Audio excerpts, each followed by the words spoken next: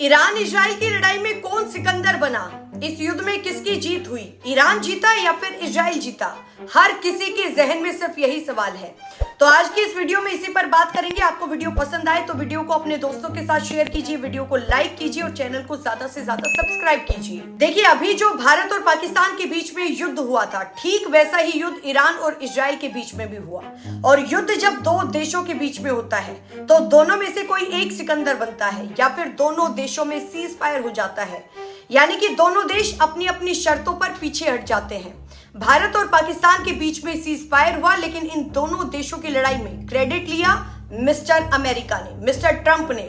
और आज जब ईरान और इजराइल के बीच में युद्ध हुआ, ठीक वैसा ही युद्ध हुआ, तो सवाल सबके दिमाग में ये आया कि कौन जीता? इसका जवाब है ना तो ईरान जीता और ना ही इजराइल जीता। इसका जवाब है मिस्टर ट्रंप जीते, क्योंकि ट्रंप कहते हैं कि मैंने ईरान की न्यूक्लियर साइट पर हमला कराया और उसके बाद मैंने दोनों देशों के बीच की लड़ाई रुकवाई। अब बात करते हैं 13 जून की। 13 जून को इजराइल ने सबसे पहले ऑपरेशन राइजिंग लाइन चलाया था और ईरान पर हमला किया था। इसमें इजराइल ने ईरान पर गोले भी चलाए थे और उस टाइम इजराइल ने कहा था कि हमने ईरान के 20 मिलिट्री कमांडर मार गिराए हैं, 14 ईरान के साइंटिस्ट को मार गिराया है। अब सवाल यह है कि इजराइल ने ईरान पर हमला क्यों किया? वो इसलिए क्योंकि इजराइल को लगता था कि ईरान न्यूक्लियर बम बना रहा है और ईरान जैसे ही न्यूक्लियर बम बना लेगा उसी दिन इजराइल पर बम गिरा देगा, यानी कि इजराइल डरा हुआ था। अब इसका दूसरा कारण यह है कि इजराइल और अमेरिका, ये दोनों देश चाहते थे कि ईरान में सत्ता परिवर्तन हो, यानी कि खेमेनेई की जो सत्ता है, सुप्रीम कमांडर की जो सत्ता है, वो ईरान से हटा दी जाए और उनकी जगह पर रजा पहलवी के बेटे को लाया जाए। बस इन्हीं दो कारणों की वजह से इजराइल ने ईरान पर हमला किया। और आपने खुद नेतन्याहू को भी सुना होगा, जो बहुत ज्यादा उनका बयान भी वायरल हो रहा है, क्योंकि वो कह रहे थे कि ईरान न्यूक्लियर बम बना सकता है और कभी भी इजराइल पर हमला कर सकता है। लेकिन आपको ये जानकर हैरानी होगी कि नेतन्याहू ने ऐसा बयान पहली बार नहीं दिया है। वो कई बार ऐसे बयान दे चुके हैं, कम से कम 7-8 बार ऐसे बयान दे चुके हैं कि ईरान न्यूक्लियर बम बनाने वाला है और कभी भी इजराइल पर हमला कर सकता है। इससे साफ यही पता चलता है कि इजराइल को सिर्फ हमला करना था, बम बनाना तो सिर्फ एक बहाना था। अब जैसे ही इजराइल ने ईरान पर हमला किया तो इजराइल को क्या लग रहा था कि ईरान चुप बैठेगा? नहीं, तो ईरान भी निकलकर बाहर आया, सामने आया और इजराइल के कई ठिकानों को ध्वस्त कर दिया। दोनों तरफ से हमले किए गए। 2-4 दिन बढ़िया नुकसान हुआ है दोनों देशों के बीच में। अब इजराइल का भी काफी नुकसान हुआ और ईरान का भी काफी नुकसान हुआ। इसमें कई सीनियर साइंटिस्ट मारे गए, कई मिलिट्री कमांडर्स भी मारे गए। ईरान के बड़े चेहरे इस पूरे हमले में अपनी जान गंवा बैठे। इसी बीच एंट्री होती है अमेरिका की, डोनाल्ड ट्रंप की एंट्री होती है।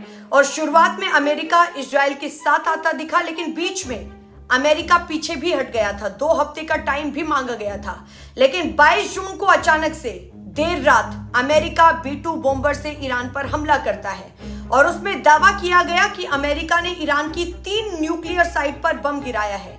और उस हमले के बाद अमेरिका ने यह कहा, डोनाल्ड ट्रंप ने यह कहा कि अगर अब ईरान ने कोई बदले की कार्रवाई की तो बहुत ही ज्यादा घातक परिणाम होगा। लेकिन ईरान नहीं माना। लेकिन उस टाइम पर ईरान के साथ साथ पूरी दुनिया ये मानकर चल रही थी कि ईरान हमला करेगा, ईरान अमेरिका पर जरूर हमला करेगा, और ईरान ने वैसा ही किया। कतर में अमेरिकी एयरबेस पर हमला किया गया। ईरान ने न केवल कतर बल्कि इराक में भी कई गोले दागे, यानी कि ईरान ने यूएस बेस को निशाना बनाया, इजराइल के अंदर सिविलियंस को निशाना बनाया और कतर में यूएस एयरबेस को भी अपना निशाना बनाया। अब इस हमले के बाद ट्रंप आए और इन दोनों देशों के बीच में सीज फायर की बात कही। और आज जब मैं ये वीडियो बना रही हूँ तो स्थिति ऐसी है कि ना ही ईरान की वेबसाइट पर और ना ही इजराइल की वेबसाइट पर युद्ध से जुड़ा हुआ कोई भी अपडेट नहीं है। ये बिल्कुल वैसा ही था जैसा भारत पाकिस्तान के बीच में हुआ था। भारत पाकिस्तान के बीच में युद्ध चल रहा था और दोनों तरफ से सीज फायर हुई थी और शांति हो गई थी, और उस सीज फायर का क्रेडिट अमेरिका लेकर चला गया था। और ठीक वैसा ही हाल ईरान और इजराइल का भी है। इसमें भी क्रेडिट डोनाल्ड ट्रंप ने ही लिया है, क्योंकि ट्रंप का ये कहना है कि अगर मैं B-2 बॉम्बर नहीं चलाता तो ये युद्ध नहीं रुकता। और दुनिया भी ये बात मानने के लिए तैयार हो जाती है कि अमेरिका B-2 बॉम्बर नहीं लाता तो युद्ध नहीं रुकता। और अब आप ये समझिए कि इजराइल के प्रधानमंत्री नेतन्याहू तब भी यूएन की बैठक में बैठते हैं तो सिर्फ एक ही बात बार बार कहते हैं कि दुनिया को लेबनान, सीरिया, इराक और ईरान से खतरा है। इन सबको फ्यूल ईरान की तरफ से मिलता है। ईरान के अंदर सीक्रेट एटॉमिक वॉर हाउस है। 70% न्यूक्लियर एनरिचमेंट कर चुके हैं। 90% तक जैसे ही यूरेनियम हो जाएगा वैसे ही वो बम बनाकर हम पर गिरा देंगे। आजकल एक रील भी बहुत ज्यादा वायरल हो रही है। वो रील है साल 1996 की। उस टाइम भी नेतन्याहू यही कह रहे थे कि ईरान न्यूक्लियर बम बनाने वाला है, और ये बात तब से लेकर अब तक कम से कम नेतन्याहू 7 से 8 बार कह चुके हैं। यानी कि पिछले 30 सालों से यही बात नेतन्याहू की तरफ से कही जा रही है। इसके अलावा ईरान इजराइल के खिलाफ हमेशा बयान देता है death to Israel, death to America, जो इन दोनों देशों को बिल्कुल भी पसंद नहीं है। लेकिन अब हर किसी के जहन में यही सवाल है कि ईरान और इजराइल का युद्ध क्यों हुआ था? क्योंकि इजराइल को डर था कि ईरान न्यूक्लियर बम बना रहा है, और ईरान हमेशा से सिर्फ एक ही बात कहता रहा है कि इजराइल सिर्फ एक बम के बराबर है।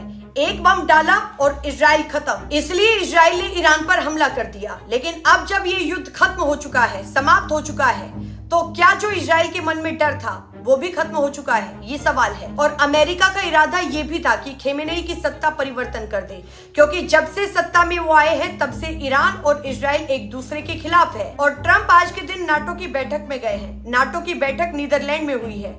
नाटो में 32 देश है। अमेरिका उनमें सबसे ज्यादा पावरफुल है, सबसे ज्यादा ताकतवर देश है।